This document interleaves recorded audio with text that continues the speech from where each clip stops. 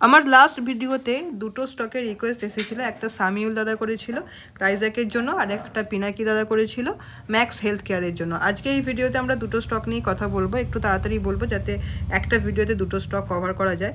তো এই যে এখন আমরা ক্রাইজ্যাকের চার্টে রয়েছি, এখানে দেখতে পাচ্ছি যে লিস্টেড হয়ে থেকে মোটামুটি জুলাই মাসে এটা লিস্টেড হয়েছে এবং লিস্টেড হয়ে থেকে ওপরের দিকে একটা র্যালি দিয়েছিল ঠিকই, কিন্তু সেই র্যালিটা সাস্টেন করতে পারেনি। মোটামুটি সেপ্টেম্বরের 8 সেপ্টেম্বর এটা হাই বানিয়েছিল এবং একটা হ্যাঙ্গিং ম্যান টাইপ মানে ক্যান্ডেল বানিয়ে তারপর সেই নামতে শুরু করেছে এবং এখনও পর্যন্ত কিন্তু স্টকটা নেমে যাচ্ছে মানে হায়ার লো বানিয়ে লোয়ার হাই বানিয়ে কিন্তু নামছে। নিচের দিকে যদি আমরা একটা ট্রেন্ড লাইন ড্র করি, সেখানে দেখতে পাবো যে ট্রেন্ড লাইনটা টানলে আমরা বুঝতে পারবো যে যেই ট্রেনটা চলছে সেটা কতটা স্পষ্ট বা সেটা কতটা পারফেক্ট।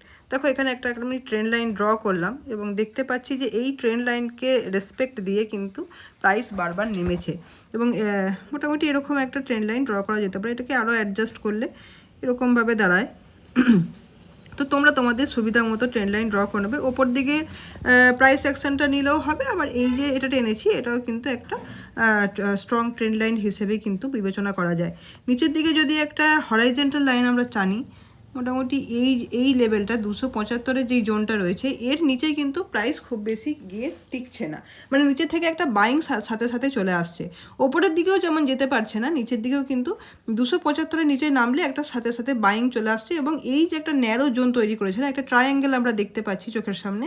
তো এই ট্রায়াঙ্গেল যতদিন না মানে ব্রেক করছে এবং এই 200-300-র যে জোনটা এই লেভেলটায় গিয়ে একটা প্রাইস অ্যাকশন বানিয়ে কিছুদিন সাস্টেন করছে, ততদিন কিন্তু কেনাকাটির মতো জায়গায় কিন্তু এটা আমরা মানে আপাতত দেখা যাচ্ছে না। যদি আমরা এখানে একটু ড্রয়িং করে দেখি, এই যে প্রাইস অ্যাকশনটা বানাচ্ছে না, এই লেভেলটাকে বা এই জোনটাকে ব্রেক করলো এইভাবে এবং ব্রেক করে পর এইখানে কিছুদিন প্রাইস অ্যাকশন বানিয়ে আবার র্যালি দিতে শুরু করলো। সেই মতো জায়গায় একটা কেনাকাটির চিন্তাভাবনা থাকতে পারে, মোটামুটি 300-র ওপরে সেটা। হ্যাঁ, এবং সেটা অবশ্যই প্রাইস অ্যাকশন দেখতে হবে যে কীরকম বানাচ্ছে। হঠাৎ একটা বুলিশ ক্যান্ডেল চলে এলো, হ্যাঁ সেরকম করে নয়, ছোটো ছোটো মানে 30 ডিগ্রি অ্যাঙ্গেলে যদি এটা ওঠে তাহলে সেটা সাস্টেন করার পসিবিলিটি অনেক বেশি।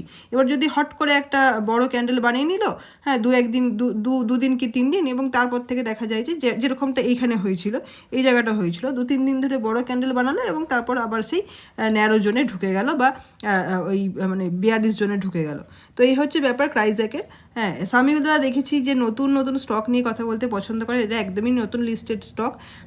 তো এই হচ্ছে ব্যাপার, নতুন লিস্টেড স্টকে মানে টেকনিক্যাল অ্যানালাইসিস অ্যাকচুয়ালি হয় না, কারণ এই মার্কেটের যে সাইকেলগুলো চলে তার মধ্যে দিয়ে এই স্টকটা যায়নি এখনও। তো প্রাইস অ্যাকশন কীভাবে বানাচ্ছে বা আগামী দিনে কেমন এর প্যাটার্ন তৈরি হচ্ছে সেটা নিয়ে আরও সামনের দিনে আরও কথা বলা যাবে। তো আজকে ক্রাইজ্যাকের কথাবার্তা এখানেই শেষ করছি। আর একটা স্টকের রিকোয়েস্ট ছিল, সেটা হচ্ছে পিনাকি দাদা বলেছিল যে ম্যাক্স হেলথ কেয়ার নিয়ে কথা বলতে। তো ম্যাক্স হেলথ কেয়ারের স্টকে আমরা এখন চলে এলাম, চার্টে আমরা রয়েছি। হ্যাঁ, তো এই যে এর যে প্যাটার্ন, ম্যাক্স হেলথ কেয়ারের যে প্যাটার্ন সুন্দর করে কিন্তু আপ ট্রেন্ডে উঠছিল, আপ ট্রেন্ড চলেছে বেশ কিছুদিন ধরে। যদি আমরা এই জায়গাটাকে বেশ ধরি না, যদি মোটামুটি নিচের দিকে একটা লাইন আমরা টানি, হরাইজন্টাল লাইনই টানছি, তো ম্যাক্স হেলথ কেয়ারের এই যে বেস লাইন, এই বেস লাইন থেকে এই স্টকটা কতটা র্যালি দিচ্ছে সেটা আমরা স্কেল করলে দেখতে পাবো। এই জায়গাটা থেকে যদি আমরা স্কেল করি, মোটামুটি এর র্যালি শুরু হয়েছে 23 সালের এপ্রিল থেকে এবং চলেছে জুলাই 2025-এর জুলাই পর্যন্ত 211% র্যালি আমরা দেখতে পাচ্ছি চোখের সামনে। এবং তারপর থেকে এটা নিচের দিকে নামতে শুরু করেছে। নিচের দিকে যখন নামতে শুরু করেছে তখন কিন্তু এটা লোয়ার হাই বানাতে নামছে। দেখো না, এই জায়গাটা যদি আমরা একটু ট্রেন্ড লাইন ড্র করি তাহলে বুঝতে পারছি যে সুন্দর করে কিন্তু এটা রিভার্স হয়ে গেছে। ট্রেন্ড যেটা চলছিল, হাই আপার ট্রেন্ড চলছিল, সেটা কিন্তু রিভার্স হয়ে গেছে এবং নিচের দিকে সুন্দর করে প্রাইস অ্যাকশন বানাতে নামছে। যখন কোনো স্টক ওপরের দিকে ওঠে তখন আমরা দেখতে পাই যে হায়ার হাই বানাতে ওঠে, এবং যখন ট্রেন্ডটা রিভার্স করে না তখন আমরা দেখতে পাই যে লোয়ার হাই বানাতে কিন্তু এটা নামছে। তো এখন আমরা দেখতে পাচ্ছি যে এর ট্রেন্ড যেটা ছিল সেটা পরিষ্কার চেঞ্জ হয়েছে। এখন আপাতত ডাউন ট্রেন্ড আছে। ট্রেন্ডের 2-3 রকম ব্যাপার থাকে ডাউ থিওরি অনুযায়ী। তো এখন মাইনর যে ট্রেন্ডটা রয়েছে সেটা কিন্তু ডাউন ট্রেন্ড রয়েছে। এবার যদি আমরা দেখতে চাই যে কোথায় এই যে ডাউন ট্রেন্ডটা শুরু হয়েছে এটা কোথায় গিয়ে থামতে পারে বা কোথায় গিয়ে আবার এর রিভার্স হতে পারে। তো এই যে জোনগুলো রয়েছে না, এইখানে একটা জোন ছিল যেটাকে ব্রেক করে অলরেডি নেমে গেছে। এটা একটা ক্রুশিয়াল জোন ছিল 1051 যে লেভেলটা, সেটা কিন্তু ব্রেক করে নিচের দিকেই নিচেই এখন সাস্টেন করছে, নিচেই প্রাইস 1051 নিচেই প্রাইস সাস্টেন করছে। এরপরের যেই জোনটা এর পরের জোনটা যেটা হচ্ছে সাপোর্ট জোন, সেটা হচ্ছে মোটামুটি এই জায়গাটা, হ্যাঁ 961 এই জায়গাটায় আসার সম্ভাবনা খুব বেশি।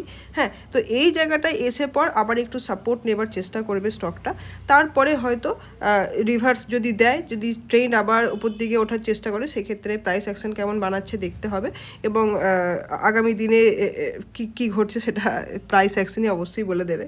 তো এই হচ্ছে ব্যাপার।